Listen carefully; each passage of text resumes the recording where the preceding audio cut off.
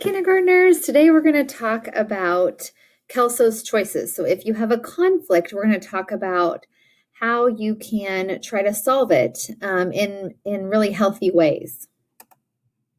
So what is a conflict? A conflict is a problem, argument, or disagreement when two or more people are not getting along. So I'm going to show you a quick video, and it's going to be hard for you to hear the sound. So I'm going to kind of talk you through it and also put in closed captioning so you guys can see it. But I'll also send it to you later so you can watch it with your family if you'd like to and talk about conflict with them.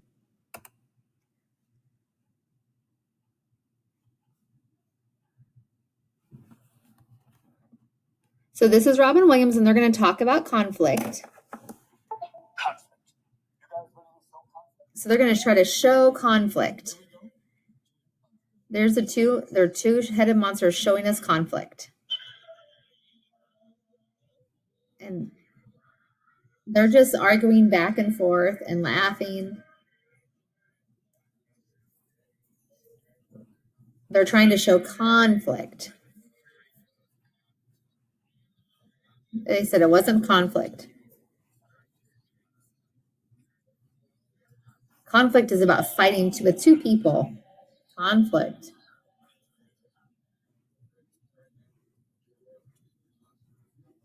Now they're going to show us conflict. Take two. They say, this is my flower. Oh, that one says my flower.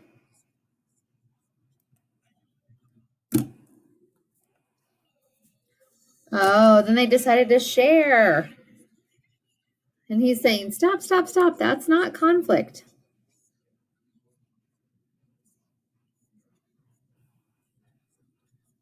He's saying that's not conflict because they resolved it themselves. They shared.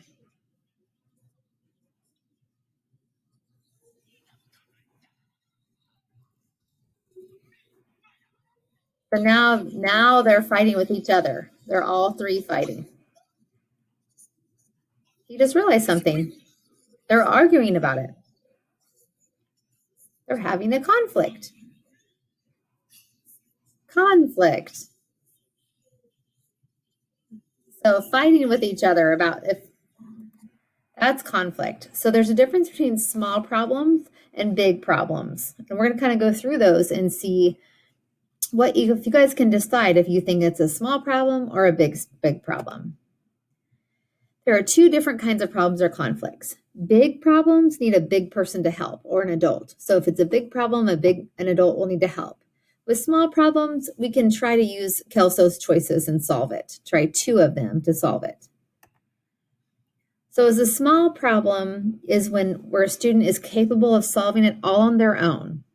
So making noises when you're trying to work, or pushing someone in line, taking too long at the water fountain, someone saving a swing for someone else, or sitting there the whole time and not sharing a toy, not following the rules of a game like in Foursquare, whispering during class when someone's trying to learn, following you at recess or chasing you, cutting in line, calling you silly or mean names, borrowing a pencil without asking. So small problems can give us feelings of being annoyed, bothered, embarrassed, left out, upset, bored, or lonely. But big problems are those that are so scary and dangerous that we need a grown-up to help solve them. So if you see someone playing with matches or being pushed down, throwing rocks at someone else, hitting someone else, using really bad words, running into the street for a ball, jumping off playground equipment that is not meant for jumping, opening the doors for strangers, running away from a teacher, leaving the school building, a fire, a storm drill, any of those things are those big problems that adults need to help solve. Big problems can give us feelings of being scared, frightened, terrified, alarmed, nervous, anxious, panicked. You might be confused too, because you're not supposed to know how to solve those big problems because you're still a kid, and that's okay. That's why adults are around to help you solve those problems. Adults who can help if you have a big problem Your family at home, so mom, dad, aunt, uncle, grandparent, teacher, a nurse that you may know, a counselor, principal, bus driver. Because you're at home, it might be whoever's in charge of you at home during the day.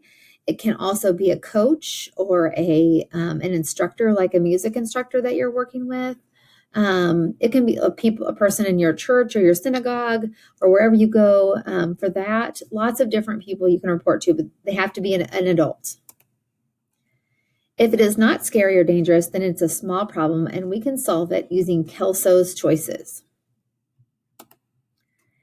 Is it a big problem or small problem? What do you think? So what we're going to do now is we're going to kind of play a game together. But even though I can't hear you at home, you're going to be able to say it out loud whether you think it's a big problem or a small problem. So we're going to do big or small. Okay? All right. Someone cuts you in line. Do you think it's a big problem? Small problem? Show me with your hands and say it. Small problem. It's a small problem. You guys can solve if someone cuts you in line. Someone is making noises, either on your virtual learning or in class. They're just making these little noises that are bothering you. Is it a big problem or a small problem? Small. You can just ask them to please stop or move away from them. Someone bumps into you on accident. So that can be a family member. It can be someone in a restaurant or in a store, or if you're at school and it's someone in line or at recess. Is that a big problem or a small problem? Small. Good job. Small problem. You see a kid playing with matches. Do you think it's a big problem? Small problem? You said big, you are right. That could cause a fire or someone to get hurt or burnt. So that would need a grown-up or an adult to help with that. That's a big problem. You see someone stealing. Now, this can be anywhere you are. It can be at home. It can be at a store. It could be at school. Do you think it's a big problem or a small problem? If you said big, you are right. That is a big problem. You need to tell an adult so then the things that were stolen will get back to the right owner. Your brother or sister or someone at home, cousin or whoever your family is with, won't share with you. Is that a big problem or a small problem? Think about it. Small problem. You can hopefully solve those on your own by using Kelso's choices. Someone calls you a silly name. Big problem, small problem. What do you think? Small problem. Hopefully you can solve those. Someone is being pushed down. So this can be anywhere, just like I said, at home. It can be at a store. It can be at school. What do you think? Big problem, small problem? Big, because someone's being physically hurt. We don't want people to get hurt.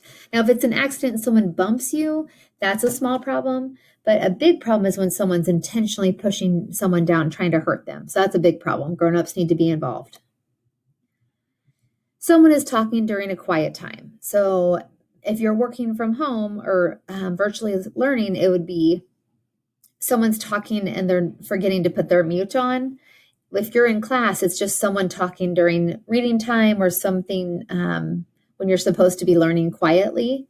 Is that a big problem or a small problem? Small problem. Someone chases you at recess. Big problem, small problem. Think about small or big, chasing you at recess. If you said small, you were right. Now, if that person is chasing you to hurt you, then it's a big problem. If they're just chasing you for a game, which you know isn't really allowed either, you can either stop running or tell an adult that they're chasing you, or just if you stop running, they can't chase you anymore. So you can create the solutions there. You are smart enough and you are strong enough to solve problems. I'm going to actually send this to you so you can watch the Willow Pond storybooks with your family. And then there's a song about Kelso's choices as well, and I'll